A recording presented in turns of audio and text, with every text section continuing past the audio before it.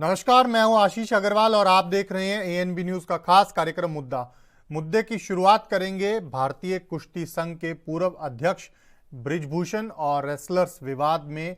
अब पहलवान साक्षी मलिक ने एक नया दावा किया है। साक्षी मलिक ने कहा कि हमें बृजभूषण के खिलाफ धरना देने के लिए बीजेपी नेता बबीता फोगाट और तीरथ राणा ने मोटिवेट किया था। यही नहीं, जंतर मंतर पर धरने की परमिशन भी बबीता फोगाट और तीरथ राणा ने ही दिलाई थी। साक्षी ने परमिशन लेटर में कई तरह के परमिशन लेटर दिखाते हुए आरोप लगाए। साक्षी और उनके प्रति सत्यव्रत काद्यान ने सोशल मीडिया पर द ट्रुथ टाइटल से अपना एक वीडियो पोस्ट किया जिसमें ये दावे किए। उन्होंने खुद ही सवाल बताए और फिर उनके जवाब दिए। साक्षी का यह दावा इसलिए अहम है क्योंकि बृजभूषण समेत बीजेपी ये कहती रही कि धरने के पीछे हरियाणा के कई कांग्रेसी नेताओं का हाथ है। वहीं बबीता फोगाट खुद भी रेसलर के धरने में राजनीति होने की बात कहती रही।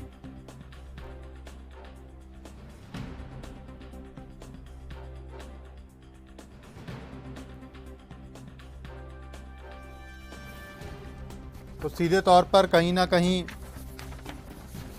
आरोप कई लग रहे हैं। साक्षी और उनके पति ने एक वीडियो पोस्ट करके कई नए दावे किए हैं। साक्षी ने यह भी कहा कि हरिद्वार में इस तरह का माहौल बना दिया गया था कि अगर हम मेडल भागने जाते तो हिंसा होने का खतरा था।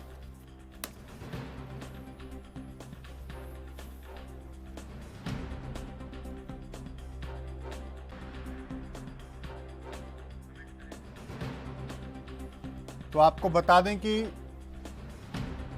बृजभूषण शरण सिंह और रेसलर्स के बीच चल रहा विवाद थमने का नाम नहीं ले रहा। पहलवान साक्षी मलिक ने एक वीडियो पोस्ट करके कई नए दावे किए हैं जिसमें मुख्य तौर पर उनका ये कहना है कि ये धरना देने के लिए परमिशन 2 बीजेपी नेताओं ने ही दिलाई थी और उनकी लड़ाई सरकार के साथ नहीं है। वो सिर्फ इंसाफ चाहते हैं और इंसाफ मिलने तक वो संघर्ष करते रहेंगे।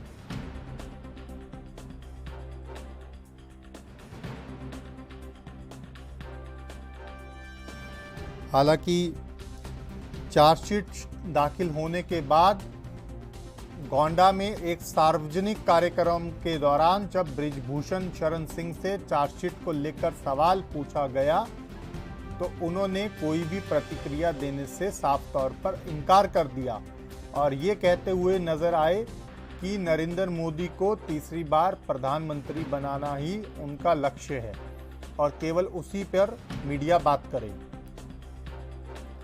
उधर दूसरी तरफ राकेश टिकैत ने एक बार फिर कहा है कि पहलवानों के साथ नाइंसाफी हो रही है। सरकार सीधे तौर पर आरोपी को बचाने की कोशिश में लगी है। ऐसे में किसानों का साथ पहलवानों के साथ बना रहेगा और ये लड़ाई जारी रहेगी जब तक इंसाफ नहीं मिलता और जल्द ही अगली रणनीति का ऐलान किया जाएगा।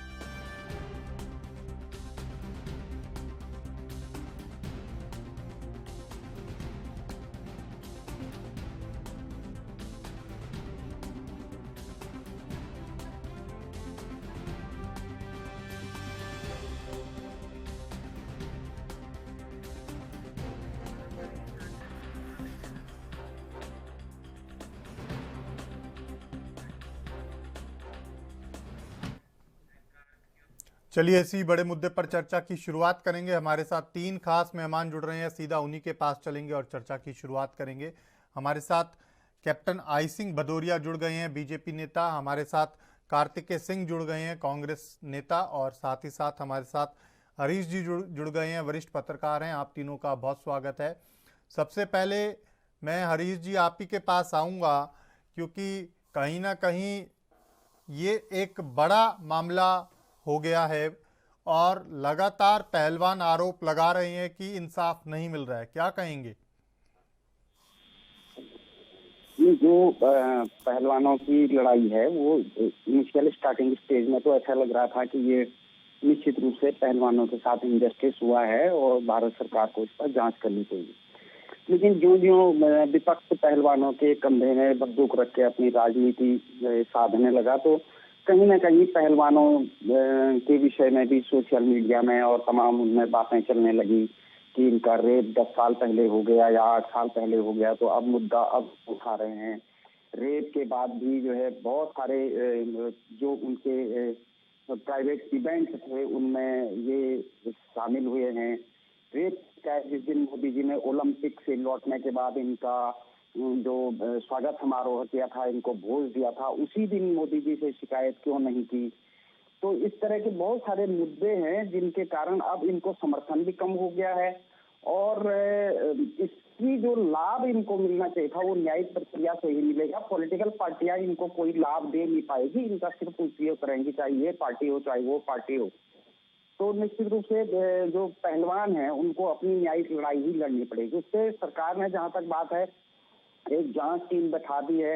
विदेशों में जहां 3 देशों में इन्होंने अपने साथ ज्यादती होने की बात कही है, उन देशों से उस समय की वीडियो फुटेज मंगा दी गई है और एक मतलब न्यायिक प्रक्रिया से इनको न्याय देने की प्रयास गवर्नमेंट की तरफ से किया गया है। बातचीत के लिए भी 2 बार बुला दिया है, गृह मंत्री अमित शाह ने बुलाया, खेल मंत्री अनुराग ठाकुर ने बुला दिया है।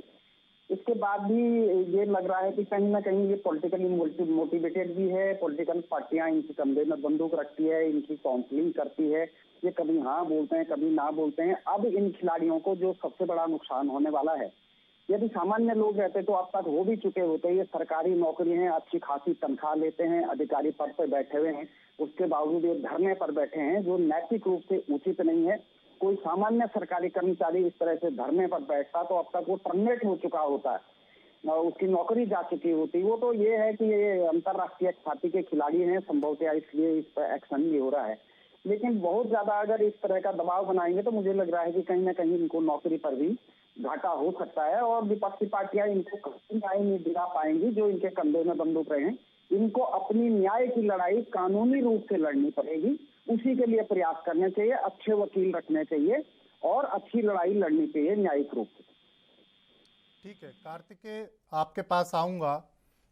कई गंभीर आरोप लगाए गए हैं नए वीडियो में साक्षी मलिक के द्वारा और ये खुलासा किया गया है कि हमें 2 बीजेपी नेताओं ने ही अनुमति दिलाई थी जंतर मंतर पर धरने की, लेकिन हमारी लड़ाई कहीं ना कहीं फेडरेशन के साथ है और इंसाफ मिलने तक हम संघर्ष जारी रखेंगे।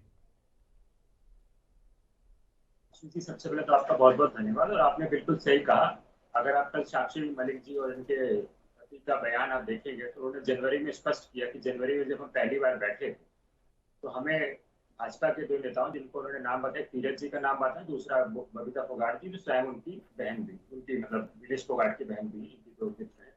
तो ये चीज तो वहीं से क्लियर हो गया। अब इसके हिसाब से जो अभी इससे पहले जो मुझसे पहले बोल रहे थे, अब उनके हिसाब से तो बीजेपी इसकी बैकिंग कर रही थी जनवरी में, तो इस तरीके का बयान नहीं देने चाहिए। और रही कानून पे विश्वास की बात, तो इन्हीं खिलाड़ियों को हफ्ते भर पहले फुटपाथ पे जंतर मंतर पे बैठने पड़ा था। वॉल्यूम बढ़ाएं, थोड़ा आवाज नहीं आ रही।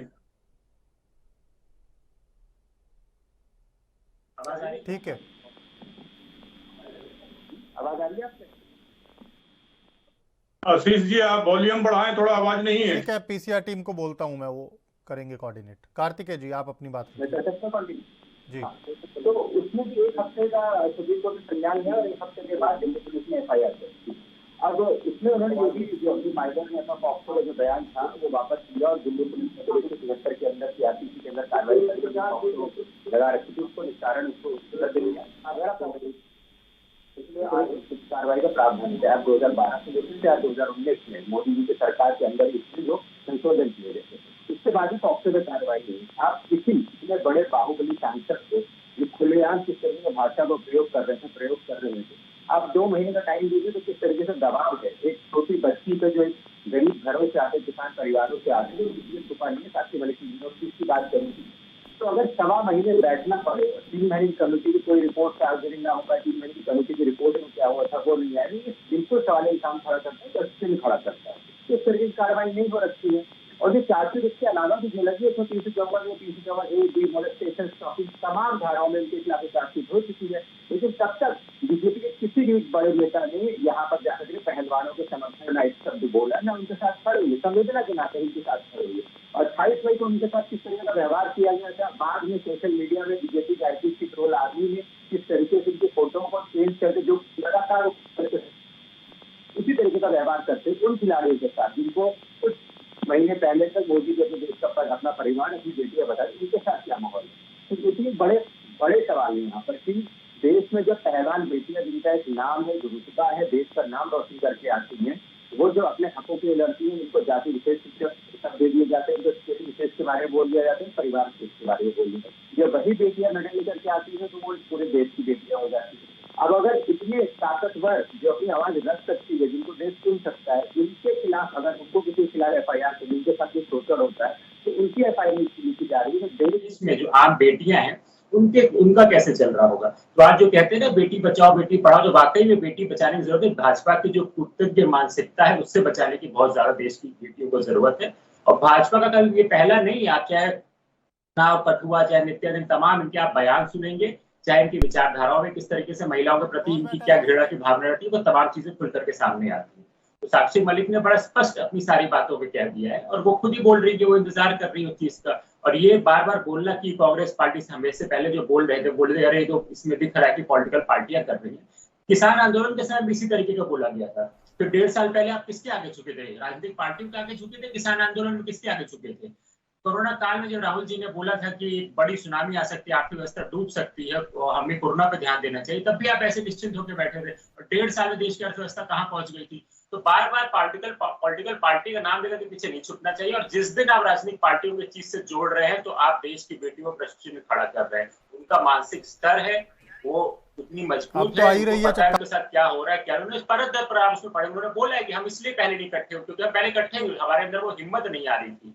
कई यहाँ पे जो पहलवान आते हैं वो किसान घरों से, गरीब घरों से आते हैं। अभी उन्होंने देखा ना कि जो मजबूत लोग हैं जिनका नाम है इस देश में, उनको 2 महीने तक अगर सड़क पे बैठना पड़ रहा है, उसके बाद भी उनको न्याय की उम्मीद नहीं है, तो आम जो गरीब घरों से जो अभी छोटे लेवल पर कुश्ती कर रहे हैं उनके साथ क्या होगा। तो इस तरीके के छोटे बयान की राजनीतिक दल समर्थन कर रहे हैं, ऐसे नहीं करना चाहिए। अगर आप कहते हैं आप पारदर्शिता की बात करिए, आप बात करिए, उनके बाबू को सुनना चाहिए, आपको पूछना चाहिए, प्रश्न खड़ा करना चाहिए दिल्ली पुलिस के ऊपर कि हफ्ते भर में आपने FIR क्यों नहीं करी थी, कार्रवाई में कितने आगे बढ़ पाए थे, इतना टाइम क्यों गया, ये पूछे। राजनीतिक दल के बयान और राजनीतिक दल का समर्थन ऐसे करके उनकी मेहनत को, उनकी इज्जत को छोटा मत करिए। जी आशु जी। ठीक है कैप्टन साहब, आपके पास आऊँगा। साक्षी मलिक ने जो कल वीडियो जारी किया है उस वीडियो में सीधे तौर पर 3-4 प्रमुख बातें कही हैं। पहली ये कि उनको अनुमति 2 बीजेपी नेताओं ने ही दिलाई थी और उनमें से एक खुद पहलवान है, और साथ में साक्षी मलिक ये कह रही हैं कि पूरी की पूरी जो रेसलर्स हैं वो सभी जानते हैं कि क्या हो रहा है फेडरेशन में। अगर उनको ये पता ना होता तो कोई भी धरना देने में सहयोग ना करता, क्योंकि ये अकेले एक खिलाड़ी का काम नहीं था। अगर एक पहलवान जो कि बीजेपी नेता है वो खुद कह रहे हैं कि ठीक है आप धरना लगाइए, धरने की अनुमति दिला रहे हैं, तो स्पष्ट है कि कहीं ना कहीं चीजें उचित नहीं थी ना, ठीक नहीं थी। आशीष जी, जब ये पहलवान पहली बार धरने पे आए जंतर मंतर पे जी, वो पहले बार दिन ही हमारे माननीय मंत्री, खेल मंत्री अनुराग ठाकुर इनके बीच में गए और इनसे गहन चर्चा करी, इनकी बात सुनी और इनकी जो मांग थी, इन्होंने कहा कि इसके ऊपर जांच समिति बनाई जाए, तो इसकी जांच कराई जाए। तो उसी टाइम जांच समिति गठित कर दी और समिति ने अपना कार्य शुरू कर दिया। और जो उस समिति में सिर्फ खेल से जुड़े हुए लोगों को ही रखा, अन्य किसी को नहीं रखा है। जैसे पीटी उषा थी, मैरी कॉम थी और बबीता फोगाट खुद भी थी उसमें।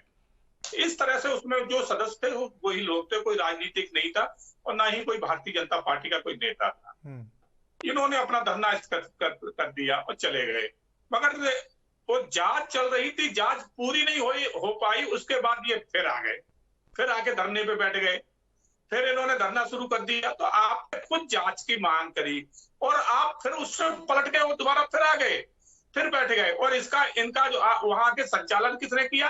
हरियाणा के कांग्रेसी नेताओं ने, जिसमें दीपेंद्र हुड्डा खुलेआम संचालन कर रहे थे। तो मंशा यही से पता चली गई कि अब ये आंदोलन कौन कर रहा है और कौन करवा रहा है, पहली बात। फिर दूसरी बात, इन्होंने क्या कहा कि उनके ऊपर एफआईआर दर्ज होना चाहिए। जब जांच चल रही है, ये बीच में कौन बोल रहा है? बीच में कौन बोल रहा है? कोई नहीं बोल रहा है कैप्टन साहब। नहीं, डिस्टर्ब हो रहा है ना, डिस्टर्ब हो रहा है, बीच में कोई बोल रहा है। टेक्निकल एरर होगा, मैं पीसीआर टीम को बोलता हूँ, एक बार चेक कर लीजिए। देखो क्या होता है।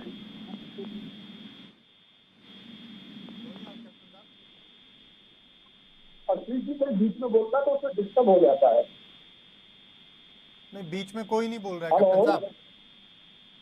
मुझे आवाज आ रही थी ना, तभी तो मैंने आपको कहा। हो सकता है कोई टेक्निकल एरर हो, मैं पीसीआर टीम को बोलता हूँ। आप बोलिए, अपनी बात रखिए।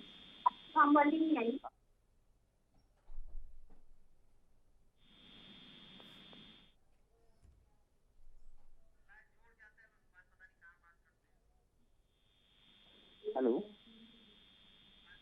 हेलो, आवाज आ रही है कैप्टन साहब आपको? आवाज आ रही है, मगर बीच में आवाजें आ रही है। कोई कह रहा है चाय बना दो, कोई कह रहा है, इस तरह की आवाजें।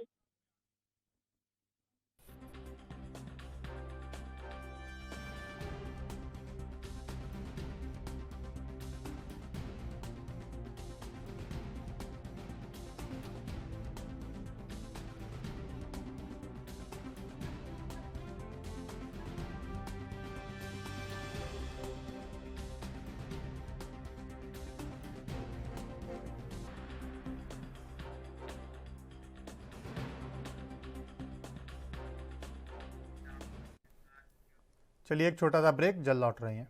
ब्रेक के बाद स्वागत है आपका। सीधा मेहमानों के पास चलेंगे। 3 खास मेहमान हमारे साथ जुड़े हुए हैं। बड़ी चर्चा आज यही कि पहलवानों का मुद्दा आखिर इतना लंबा क्यों खींचता जा रहा है, और सीधे तौर पर पहलवान जो हर रोज़ नए नए खुलासे कर रहे हैं, हर रोज़ नई नई बातें सामने आ रही हैं।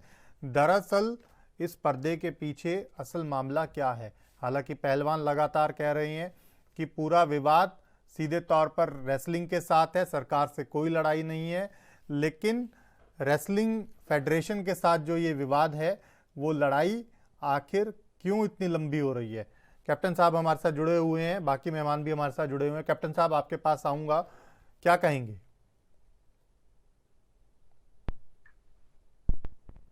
आवाज मिल रही है कैप्टन साहब आपको?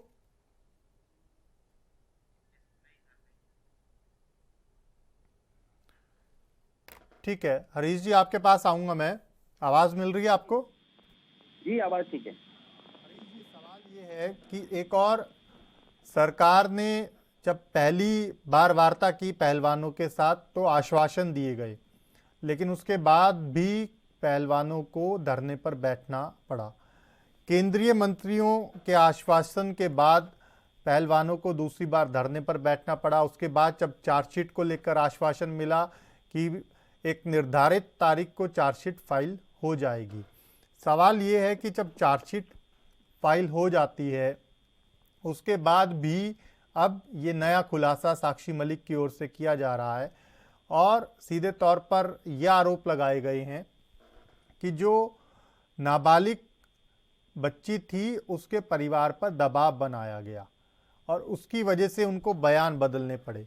अब ऐसे में सवाल ये है कि जब पहलवान सीधे तौर पर आरोप लगा रहे थे कि दबाव बनाया जा रहा है और कहीं ना कहीं दबाव के चलते ना सिर्फ निष्पक्ष जांच नहीं हो पा रही, बल्कि जो जांच है उसमें कई तरह की अड़चनें भी आ रही हैं, तो इसके मद्देनजर क्यों कोई जरूरी जो कानूनन कदम थे वो नहीं उठाए गए, जबकि आमतौर पे पॉक्सो एक्ट में तो यहाँ तक एक्ट कहता है कि एफआईआर कोई भी अगर दर्ज होती है पॉक्सो में तो तुरंत गिरफ्तारी होनी चाहिए, लेकिन गिरफ्तारी नहीं हुई।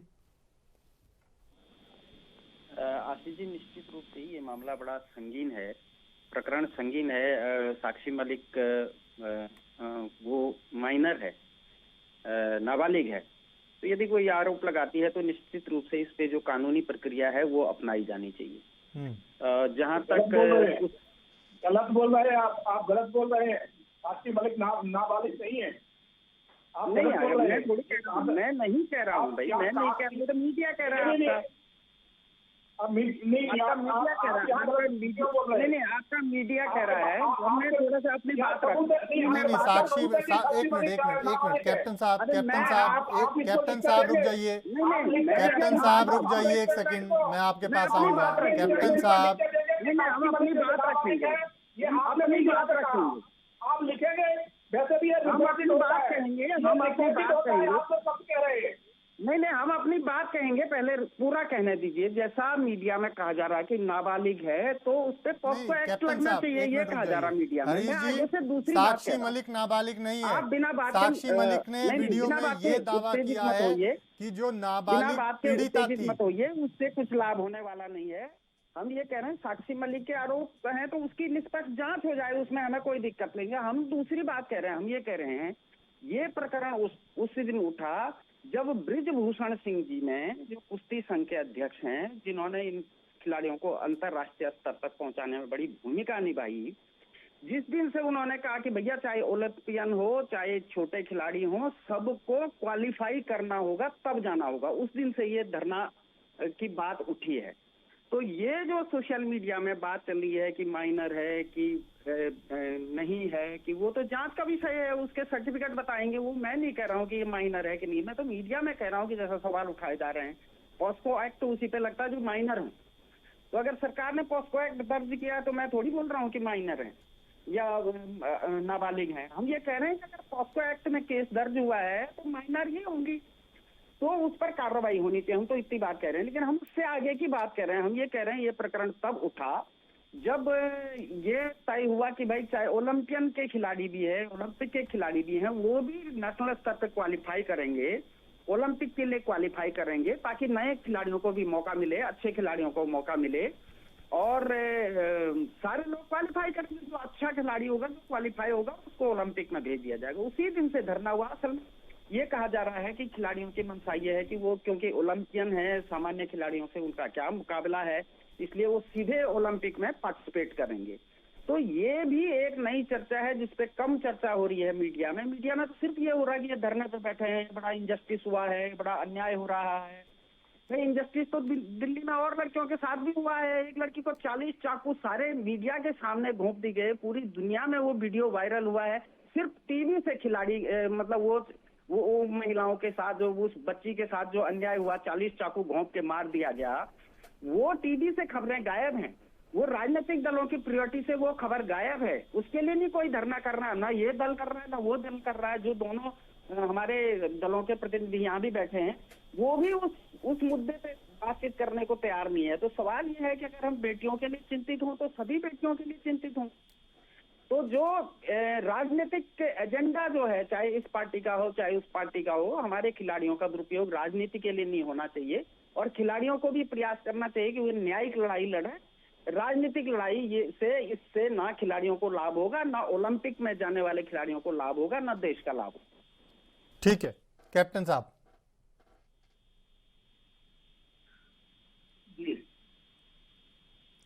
कहीं ना कहीं सीधे तौर पर अभी भी पेच फंसा हुआ है। हालांकि पुलिस चार्जशीट दाखिल कर चुकी है और एक जो नाबालिग वाला मामला था उसमें तो पुलिस ने केस क्लोजर के लिए भी लिख दिया है। लेकिन सवाल ये है कि पहलवान अभी भी आरोप लगा रहे हैं कि दबाव के चलते नाबालिग जो पीड़िता थी उसको और उसके परिवार को अपने बयान बदलने पड़े, क्योंकि इतना बड़ा प्रेशर था। अब सवाल ये है कि अगर इतना बड़ा प्रेशर था तो दो चीज़ें हैं।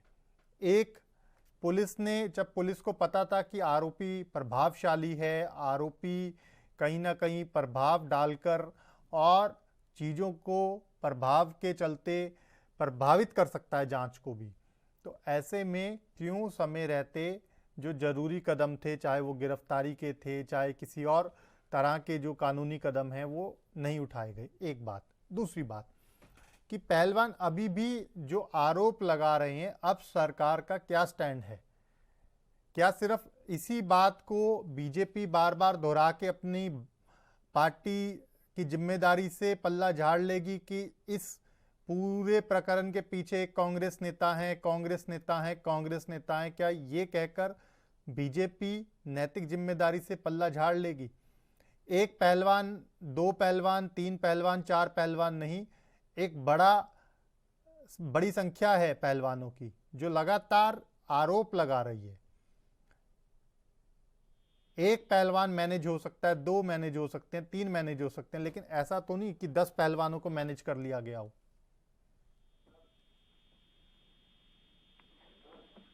कैप्टन साहब। असली जी, पहलवानों ने एक पॉक्सो एक्ट लगवाया था और पॉक्सो एक्ट जब पुलिस ने जांच किया तो उसमें क्या निकला है, उस लड़की के फादर ने ही कहा कि हमसे तो कहा गया था कि आप इस तरह की एफआईआर दर्ज कराओ, हम इनको सबक सिखाना चाहते हैं जी, और उसने ये खुलेआम बयान दिए, इसलिए आज पॉक्सो एक्ट हटा दिया गया है। ब्रजभूषण को क्लीन चिट मिल चुकी है। फिर आप कैसे कह सकते हैं कि इसमें जो है ना ब्रजभूषण दबाव बना रहे हैं, वो बाहुबली है, वो ताकतवर है? ये आप कैसे कह सकते हैं? नहीं, हम नहीं कह रहे, आप सोचने वाली बात है। यहाँ तो जांच एजेंसियां अपना कार्य कर रही है। जांच एजेंसियों ने साक्षी मलिक ने दावा किया है करने के बाद ये लड़की के फादर के स्टेटमेंट है कि जो है ना हमारी लड़की से तो झूठा कहलवाया गया था।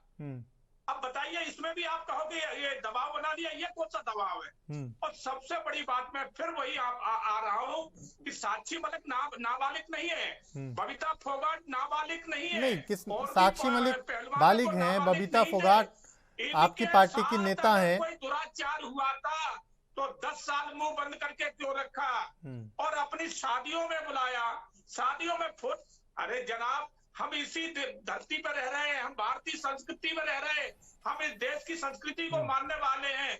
अगर हमारी बहन बेटियों के साथ अगर कोई इस तरह का दुराचार करेगा, क्या हम उसको शादी में बुला सकते हैं? कभी नहीं बुलाएंगे। और इन्होंने शादी में बुलाया, उसके साथ फोटो खिंचवाए, सारे अच्छे फंक्शन किए, वो बड़े मुस्कुरा के किए। उस टाइम भी इनको याद नहीं आई कि ये आदमी तो वो है जिसने हमारे साथ यौन शोषण किया है। तो कहानी तो यही से पता चल जाती है, ये बनावटी कहानी शुरू से ही है, कांग्रेस की प्रोजेक्ट ये कहानी है। ठीक है, कांग्रेस की प्रोजेक्ट कहानी है, ये आप लगातार आरोप लगा रहे हैं। कार्तिकेय सिंह से मैं जवाब ले लेता हूं। कार्तिकेय, लगातार कैप्टन साहब ये आरोप लगा रहे हैं कि आपकी पार्टी के नेता इस पूरे प्रकरण के पीछे हैं और सीधे तौर पर ना सही, अप्रत्यक्ष तौर पर सही, पार्टी भी आपकी इस प्रकरण के पीछे है, क्योंकि जिन पहलवानों का बार बार जिक्र हो रहा है उनके तो पारिवारिक कार्यक्रमों में ब्रिजभूषण शरण सिंह शामिल होते रहे हैं, ये भी बात कह रहे हैं कैप्टन साहब। आशीष जी, अभी आईपी सिंह साहब से पहले आशीष शायद हरीश वो कुछ बातें बोल रहे थे, जरा वो टीवी चैनल को ये बताएं कि कहाँ पर ये ब्रिजभूषण जी ने ये जो बता रहे हैं कि इनको ये अलग अलग कॉम्पिटिशन लड़ने पड़ेंगे फिर ओलंपिक में जाएंगे। एक प्रक्रिया होती है ओलंपिक गेम में जाने की। आप नेशनल्स में खेलते हो, आप एशियन गेम्स खेलते हो, आप कॉमनवेल्थ खेलते हो, तब जाके आपको देश का रिप्रेजेंटेशन मिलता है। और आपकी बातों के अनुसार ऐसा तो हुआ नहीं होगा कि बजरंग पुनिया को उन्होंने हरियाणा में देखा होगा ब्रिजभूषण ने और कहा होगा चलो बजरंग पुनिया जी आप चलेंगे ओलंपिक में खेलेंगे, या संगीता फोगाट जी आप चलिए आप ओलंपिक में खेलेंगे, या विनेश फोगाट आप खेलेंगे। ऐसा तो हुआ नहीं होगा। ऐसा हुआ हो तो सबसे बड़ा भ्रष्टाचार और सबसे बड़ा प्रश्न खड़ा होता है। ऐसी बातें नहीं करनी चाहिए। और आपके ही मैं ज्ञान के लिए बता दूं, दिसंबर में नेशनल रेसलिंग चैंपियनशिप हुई थी, सबसे बड़ी चैंपियनशिप राष्ट्र की, इससे बड़ी कुश्ती की चैंपियनशिप देश के अंदर नहीं है। उसमें संगीता फोगाट ने 62 किलोग्राम में गोल्ड मेडल लेकर के आया था। तो इससे कौन डर रहा है? किसी के अंदर काबिलियत होगी, वो जीत रहा है तभी तो देश को के लिए आगे जाकर वो एशियन गेम में, कॉमनवेल्थ में और जाके ओलंपिक में मेडल लेकर के आ रहा है। बिना काबिलियत के तो जा नहीं रहा होगा। तो सुनी सुनाई बातों को इस तरीके से नहीं बोलना चाहिए। ठीक है, आप देश के पहलवानों की बात करो जो देश के लिए मेडल लेकर के आए। दूसरा इन्होंने कहा कि जो अन्य घटनाएं हो रही हैं, दिल्ली में हो रही है, या अगर आप मुंबई में लिव इन की बात करें, दिल्ली में जो साहिल ने किया उसकी बात करें, खुल के बोल रहा हूँ, अगर उसमें FIR ना होती, अगर गिरफ्तारी ना होती, तब वो चीजों के खिलाफ हम सामने साके खड़े होते। हम उस पर आज भी बात करने को तैयार है। मैं तो कह रहा हूँ अगर राजस्थान में कोई घटना होती है उसके लिए भी हम तैयार है। अगर FIR नहीं होती तो बहुत गलत है, हम उसके लिए बात करने के लिए तैयार है। आज कल उत्तर प्रदेश में लखनऊ के अंदर एक नाबालिग बच्ची का रेप हुआ, हम उसके लिए भी बोलने के लिए तैयार है। आप FIR हफ्ते भर FIR ना लिखो, आप कार्रवाई में 2-2 महीने लगा दो। पहले जो उन्होंने बोला नाबालिग बच्ची की, उसके पहले एक चाचा जी बनाकर लेकर के आते हैं ये लोग। वो चाचा जी आकर के बोलते हैं कि नहीं हमारी बच्ची तो बालिग है। लड़की का पिता स्वयं, क्योंकि उसमें मीडिया में बातें चला दी जाती है कि बच्ची तो कहते हैं बालिग निकली, नाबालिग नहीं है। लड़की का पिता स्वयं सामने से आता है और बोलता है कि नहीं मेरा इस व्यक्ति से कोई संबंध नहीं है और मेरी बेटी नाबालिग है। 15 दिन बाद फिर से वही बात आती है तो लड़की जाके मजिस्ट्रेट कोर्ट के सामने अपना बयान को बदलती है। ये संदेह नहीं इस पे उठा सकते आशीष जी, तो कैसे नहीं उठाएंगे इस बात पे संदेह? बताइए, प्रश्न खड़ा होता है कि नहीं खड़ा होता है? सवाल तो था जब आपके पॉक्सो लगा था आपने कार्रवाई मेरा सवाल कार्तिकेय जी, मेरा सवाल वही है, मैं आपकी बात का जवाब ले लूंगा कैप्टन साहब से। जो आरोप कैप्टन साहब बार बार कह रहे हैं अपने वक्तव्य में, वो ये कह रहे हैं कि एक नेता है कांग्रेस के इस पूरे प्रकरण के पीछे, कांग्रेस अप्रत्यक्ष तौर पर इस पूरे प्रकरण के पीछे है, उस पर क्या कहेंगे आप?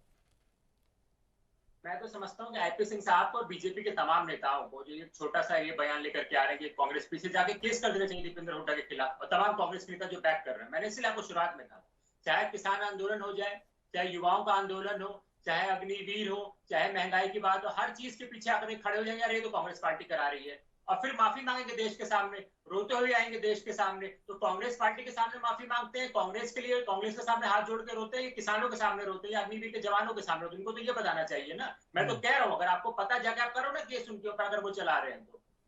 ये पहलवानों की इतनी सोच नहीं है। जनवरी में तो ये पहलवान बैठे, इन्होंने साफ साफ सामने से आकर के बोला कि हमें किसी भी राजनीतिक दल के समर्थन की कोई जरूरत नहीं है, हमारी लड़ाई हम लड़ेंगे। आप आशीष से बताइए कोई एक राजनीतिक दल वहां पे पहुंचा हो? अप्रैल में पहुंचे, इनको 4 महीने में एहसास हो गया कि 3 महीने की जो कमेटी बनाई थी, सरकार ने वादे करे थे, वो खोखले निकले। 3 महीने की कमेटी की कोई रिपोर्ट आ नहीं पाई, ना उसको सार्वजनिक किया गया। तब इन्होंने आह्वान किया, जिसकी संवेदना होगी, जिसके अंदर नैतिकता होगी, वो देश का प्रत्येक नारी, नर नारी सब जाके वहां पे बैठे। तो वो क्या कांग्रेस वालों ने बिठा रखे थे? या किसान आंदोलन के लोग आके बैठे, वो किसान कांग्रेस वालों ने बिठा रखे थे? या खाप पंचायत की हमारी महिलाएं, बड़े बुजुर्ग आके वहां बैठे, वो कांग्रेस पार्टी ने आके बैठा रखे थे? आपको इन तमाम लोगों से माफी मांगनी चाहिए। या वो छात्र छात्राएं जो हमारे उनके समर्थन में बैठ रही थी, वो कांग्रेस पार्टी ने बैठा रखी थी। तो ऐसी बातें नहीं करनी चाहिए। कैप्टन साहब ठीक है कार्तिकेय जी, मैं एक बार जवाब ले लेता हूं क्योंकि उसके बाद हरीश जी के पास भी जाना है मुझे। कैप्टन साहब, सरकार आपकी है, पुलिस आपकी है। कार्तिकेय सिंह तो स्पष्ट तौर पर कह रहे हैं अगर आपको कोई ऐसा अंदेशा है और आप इतने भरोसे के साथ कह रहे हैं तो जांच करा लीजिए ना, और जांच के बाद अगर आपको इतना ही भरोसा है कि पर्टिकुलर एक नेता इसके पीछे हैं तो आप कार्रवाई कराइए। कार्रवाई क्यों नहीं कराते आप लोग? कार्रवाई तो पुलिस कर ही रही है, जांच तो चली रही है। नहीं, वो तो पहलवानों के आरोपों की चल रही है ना। आप तो जो आरोप लगा रहे हैं कार्तिकेय सिंह, उसकी बात कर रहे हैं। नहीं, इसमें कार्रवाई क्या होगी? ये तो राजनीतिक पार्टियां हैं, उनको उनके समर्थन में जा रही हैं। अब वो किस तरह का समर्थन कर रही है उसकी बात अलग है। तो नहीं, समर्थन तो बीजेपी भी करती थी सत्ता में आने से पहले। तो क्या बीजेपी वो कोई प्रकरण करवा रही थी? मनसा क्या है, इसके पीछे मनसा भी देखना पड़ेगी कि मनसा क्या है। आप ये सोचिए ना कि जांच समिति चली रही थी, उसका टाइम पूरा नहीं हुआ था। उससे पहले दीपेंद्र हुड्डा वहां आगे मंच संचालन क्यों कर रहे थे? अगर मनसा उनकी अच्छी थी, उनके सपोर्ट में आए थे, तो ये जांच, ये कहते हैं ना भाई जांच जो आपने मांगी इसको पूरा तो होने दें। फिर उसके बाद आप एक और देखिए कि सुप्रीम कोर्ट चले गए, बोले FIR करिए ब्रजभूषण के खिलाफ। सुप्रीम कोर्ट ने आदेश किया, FIR हो गई। सुप्रीम कोर्ट ने ये तो नहीं कहा था, ना ही इन्होंने वहां पर मांग करी थी सुप्रीम कोर्ट में कि इनको गिरफ्तार किया जाए। मांग भी नहीं करी है, FIR की मांग करी थी। सुप्रीम कोर्ट ने FIR के आदेश कर दिए।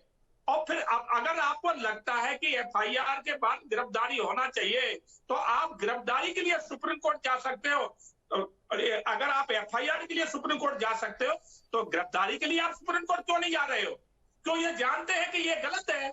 जांच एजेंसियों का अधिकार है, वो जांच करने के बाद ही गिरफ्तार कर सकती है, क्योंकि ब्रजभूषण कोई गली छाप नहीं है, कोई उड़ूल जुलूल बोलने वाले नहीं है, विदेशी धरती पे अपने देश के संविधान को गाली देने वाले नहीं है। उन्होंने देश में 6 बार सांसद चुने गए हैं।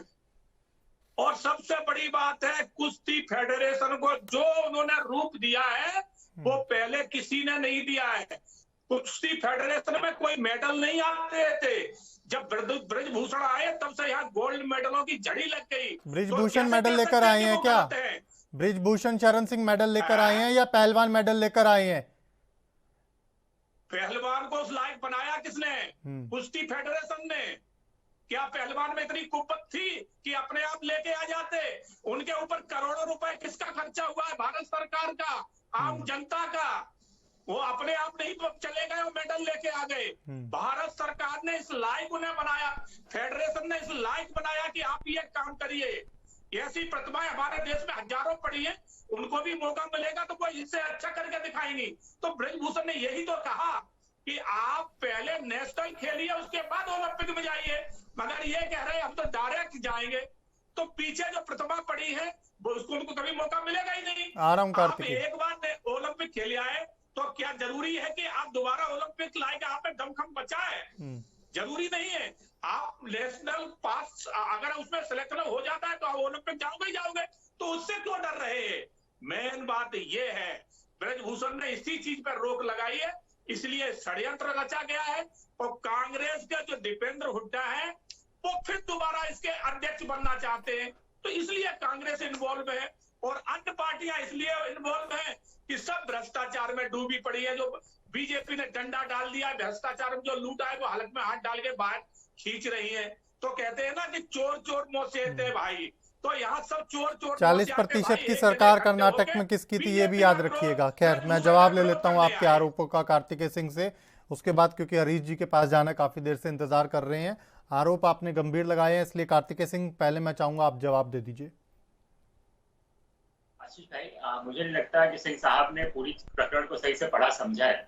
मैंने शुरुआत में कहा कि जनवरी में जब ये पहलवान बैठे, उन्होंने कहा था हमें किसी राजनीतिक दल का समर्थन नहीं प्राप्त है। सरकार ने बोला कि हम जांच कमेटी बिठा रहे हैं, और जांच कमेटी में जो सदस्य थे उनसे पहलवान शुरुआत से खुश नहीं थे, उसकी मांग, वो लोग बदलाव की मांग कर रहे थे, वो भी सरकार ने नहीं सुनी।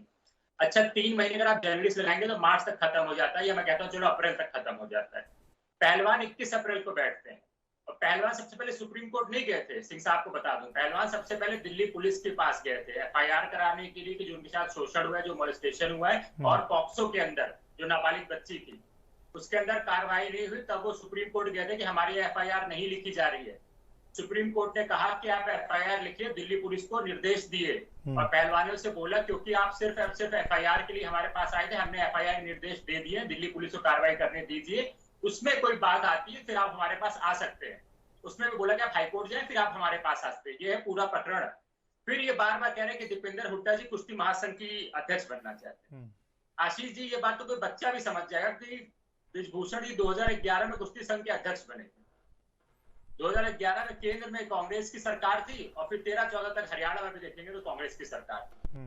तो दीपेंद्र हुड्डा जी को अगर कुश्ती संघ का अध्यक्ष बनना होता तो उस समय तो बड़ी आसानी से बन जाते भाई, केंद्र में भी राज्य में भी हमारी सरकारें थी, तब तो हमने किया नहीं। सिंह साहब की एक और बयान है जो पूरे देश के खिलाड़ियों को समझना चाहिए कि सिंह साहब कह रहे हैं कि जो खिलाड़ी हैं वो लायक नहीं है, उनको लायक बनाने वाले कौन है? ब्रजभूषण जी। कल को क्रिकेट टीम की, अगर इंडियन टीम 24 में, अगर हमारे इसमें 23 में वर्ल्ड कप नहीं ला पाती है तो हम प्रश्न खड़ा कर देंगे, BCCI अध्यक्ष के ऊपर खड़ा कर देंगे और BCCI के कोच पर खड़ा कर देंगे। कहते कि नहीं, खिलाड़ियों का तो कोई नहीं, खिलाड़ी तो हमारे वहां लायक थे, यहाँ BCCI के हमारे अध्यक्ष और हमारे कोच काम नहीं कर पाए। 2011 में इसका मतलब महेंद्र सिंह धोनी की कप्तानी में भारत वर्ल्ड कप लेकर के आता है, तो उसमें भारतीय टीम ने अच्छा थोड़ा ना, भारतीय टीम थोड़ा लायक थी, उसमें जो BCCI के अध्यक्ष होंगे वो लायक होंगे, BCCI के जो कोच होंगे वो लायक होंगे।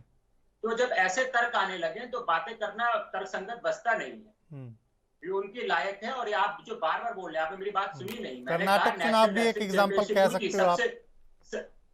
नहीं, मैं उसको बता रहा हूँ, अभी आता हूँ, उस पर भी आ जाऊंगा मैं। वो तो इनका भ्रष्टाचार किसी छुपा थोड़े ना, इनके पार्टी का कार्यकर्ता संदीप पाटिल, जिसने आत्महत्या करिए लिखा, उसको देश के प्रधानमंत्री ईश्वरप्पा को फोन करते हैं, पीछे से बधाई देते हैं कि आप हमारे खिलाफ नहीं खड़े हुए।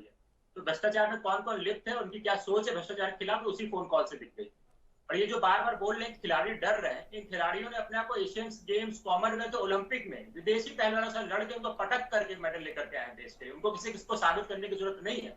और जो आप बार बार तर्क सुनी सुनाई बातों का, आप भी उससे पहले जो हरीश जी दे रहे थे, मैं इसलिए बार बार कह रहा हूँ, इसी दिसंबर 2022 में नेशनल रेसलिंग चैंपियनशिप हुई है। इससे बड़ी कुश्ती की कोई राष्ट्रीय प्रतियोगिता नहीं है। संगीता फोगाट को 62 किलोग्राम में गोल्ड मेडल मिला है इसी प्रतियोगिता में। इसलिए मैंने शुरुआत में कहा कि खिलाड़ियों को उठा करके नहीं लाया गया कि जाके ओलंपिक लड़ लीजिए, बजरंग पूनिया जी आपको ब्रिजभूषण जी पसंद करा जाके ओलंपिक लड़िए। एक प्रक्रिया होती है खेल की। आप छोटे से छोटे क्रिकेट को भी, आपको भी खेल खेला होगा ना आपने अपने जीवन में, तो आपको पता होगा कि बच्चे जिले पे, मंडल पे, राज्य में, फिर जोन में, स्तर में, फिर राष्ट्रीय स्तर पे, फिर अंतर्राष्ट्रीय स्तर पे जाकर करते हैं। तो ऐसी बातें खिलाड़ियों को छोटा मत करिए।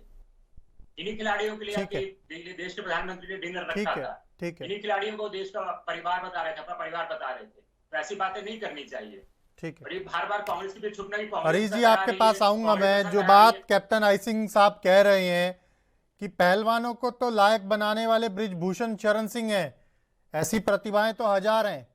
पहलवानों ने मेडल लाकर कोई बहुत बड़ा भारत के ऊपर उपकार नहीं किया। ये तो ब्रिजभूषण शरण सिंह हैं जिनकी वजह से मेडल आए हैं भारत के पास। नहीं, ये निश्चित रूप से ये कहना गलत है। जो भी खिलाड़ी ओलंपिक मेडल लाता है वो देश पहले होता है, देश का नाम पहले आता है। खिलाड़ी तो उसके बाद आते हैं और देश के लिए ही खेलते हैं, ये कहना उचित नहीं होगा। लेकिन मैं एक चीज कह रहा हूँ कि खिलाड़ियों को भी निश्चित रूप से अपना राजनीतिक उपयोग होने से बचना चाहिए और जो खिलाड़ी की गरिमा है वो बनी रहनी चाहिए। अब तक 3 से 4 बार इनके बयान बदली हो चुके हैं। तो उस तरह से तो खिलाड़ी का ही नुकसान हो रहा ना, खिलाड़ी ही संदिग्ध हो रहा है। और जैसा हमने कहा भी सब जगह मीडिया में भी है कि खिलाड़ी सीधे ओलंपिक ही खेलना चाहते हैं, तो उससे तो नए खिलाड़ियों को अवसर ही नहीं मिलेगा। तो नए खिलाड़ियों को अवसर मिले, अगर ये खिलाड़ी श्रेष्ठ हैं तो यही ओलंपिक खेलें। लेकिन उसके लिए जो क्वालिफाई है अभी आपकी बात, आपको पूरा मौका दिया है, दूसरे पैनलिस्टों को भी टाइम पूरा बराबर का देना है जी। तो जो खिलाड़ी हैं उनको भी निश्चित रूप से मौका मिलना चाहिए, अवसर मिलना चाहिए। नए खिलाड़ियों को भी इनके साथ खेलें, कुछ इनसे सीखें, कुछ इनसे आगे बढ़ जाएंगे तो ओलंपिक में मतलब जो अच्छे खिलाड़ी हैं वो पहुंचेंगे। तो इसके लिए तो पूरे पक्ष को भी, विपक्ष को भी, सरकार को भी, खेल फेडरेशन को भी प्रयास करने चाहिए।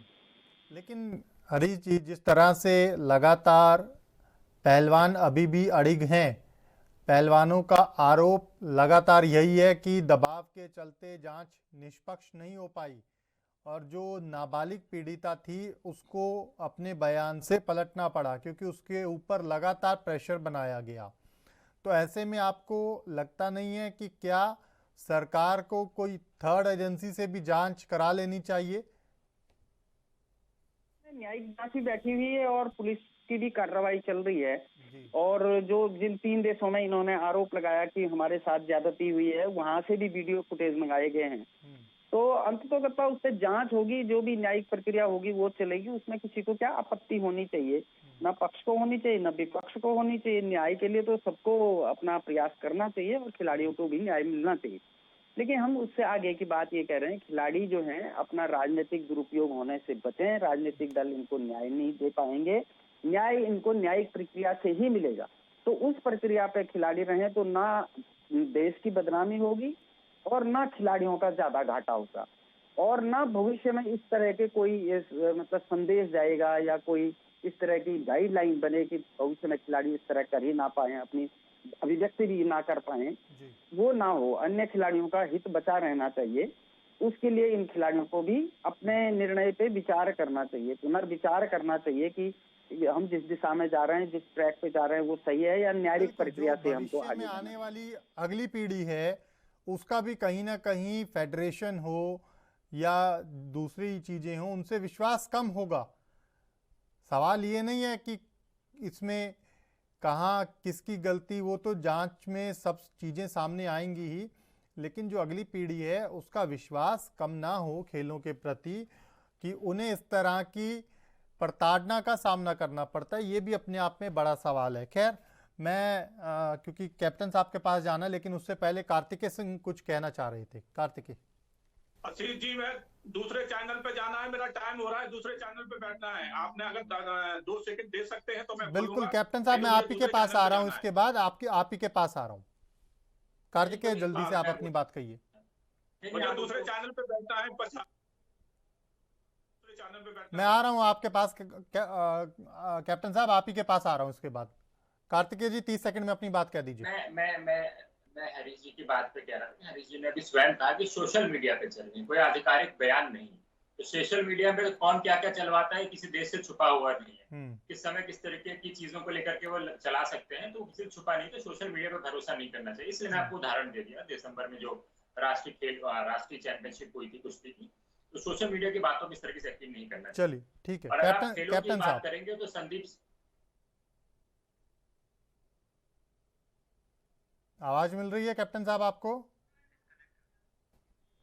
ठीक है, कार्तिकेय सिंह। और आप खेलों में ही अगर इसकी बात करते हैं तो हरियाणा में इस समय भाजपा की सरकार है। भाजपा की खेल मंत्री संदीप सिंह रहे, उनके खिलाफ महिला कोच ने आरोप लगाया था। उसके सारे साक्ष्य दिए थे। उसके करीबन 2-3 महीने तक वो रहे। अत्यधिक दबाव के बाद उनको पदमुक्त किया गया है।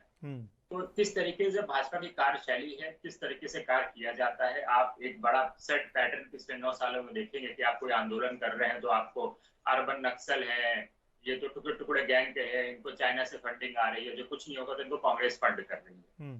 ये आपने, इसलिए मैंने कहा कि आपने लगातार, अगर आप किसान आंदोलन बहुत बड़ा उदाहरण है देश के सामने, 1.5 साल चलता है, 700 से ज्यादा जवानों की शहादत हो जाती है, कितने घर उजड़ते हैं। तमाम जगहों पे भाजपा के लोग खाली बातें करते, कोई जाते हैं, तमाम ऐसे कहते हैं आज बातचीत हुई, 16 बात मीटिंग हो रही है, 17 मीटिंग हो रही है, हम झुकेंगे नहीं। कई चैनलों पे जो इनके तरफ से दिखाते हैं अपनी न्यूज को, वो दिखाते हैं कि तो खालिस्तानी है, ये तो सिर्फ एक राज्य के ही किसान है।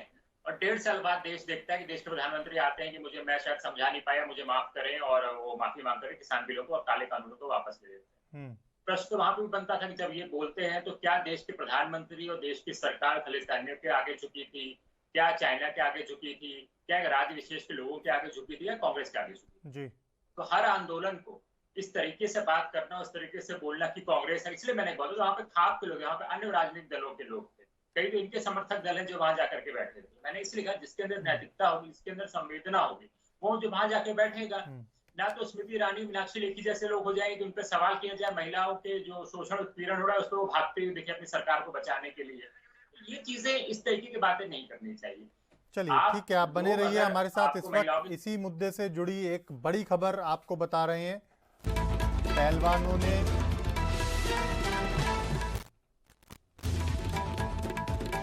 आंदोलन को लेकर सियासत नहीं थम रही है। साक्षी मलिक के दावों पर बोली बबीता फोगाट। साक्षी कागज पर मेरे हस्ताक्षर नहीं, बबीता फोगाट ने ट्वीट किया है। बड़ी खबर इस वक्त की। पहलवानों ने भले ही आंदोलन स्थगित कर दिया था, लेकिन अब आंदोलन पर सियासत हो रही है। बबीता फोगाट ने साक्षी मलिक के दावों पर ट्वीट करके अपनी प्रतिक्रिया दी है। बड़ी खबर आपको बता दें कि कल साक्षी मलिक ने एक वीडियो जारी किया था जिसमें उन्होंने ये दावा किया था कि बबीता फोगाट ने ही उनको अनुमति दिलाई थी धरने की, लेकिन अब साक्षी मलिक के दावों पर बबीता फोगाट ने ट्वीट किया है और ट्वीट करके सफाई दी है।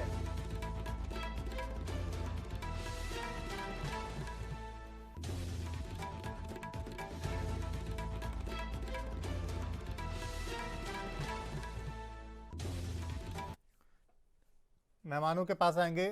हरीश जी, फाइनल कमेंट चाहूंगा क्योंकि अब वक्त का अभाव है। मैं फाइनल कमेंट चाहूंगा आपका। मैं ये कहना चाह रहा हूँ, जिस तरह से आप सही कह रहे थे कि ये इस पे सियासत तेज हो गई है। निश्चित रूप से ये धरना सियासत ही लगता है, क्योंकि इस धरने में अब तक वो लोग भी देखे गए हैं जो शाहीन बाग में थे, कुछ आंदोलनकारी, वो भी साथ दे रहे थे। इस धरने में जो किसान आंदोलन के साथ खड़े थे वो भी दिख रहे हैं। तो निश्चित रूप से कहीं ना कहीं लग रहा है कि अब इसको सियासी रंग देने के प्रयास हो रहे हैं इस धरने को भी।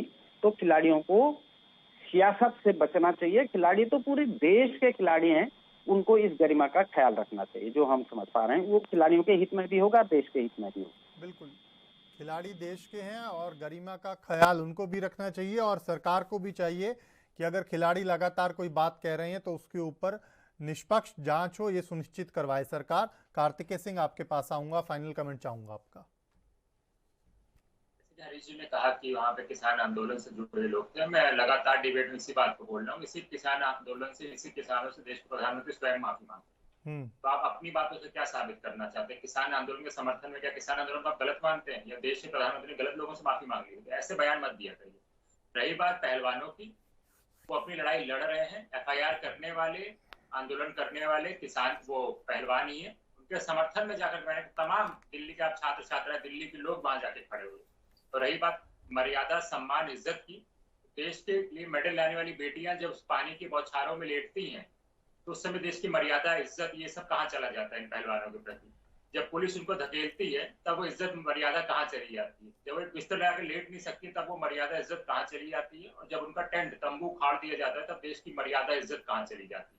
चलिए, तो अगर आप किसी के साथ खड़े नहीं हो सकते तो इन ऐसी छोटी बातों को नहीं करना चाहिए। और मैं चाहता हूँ कि सरकार जितने जल्दी हो सके तो सम्मान दे और इनकी जो मांगे उसको पूरी करें। बिल्कुल, बहुत शुक्रिया आप सभी मेहमानों का हमारे साथ चर्चा में जुड़ने के लिए। अभी के लिए मेरे साथ इतना ही। आप देखते रहिए ANB न्यूज़। नमस्कार।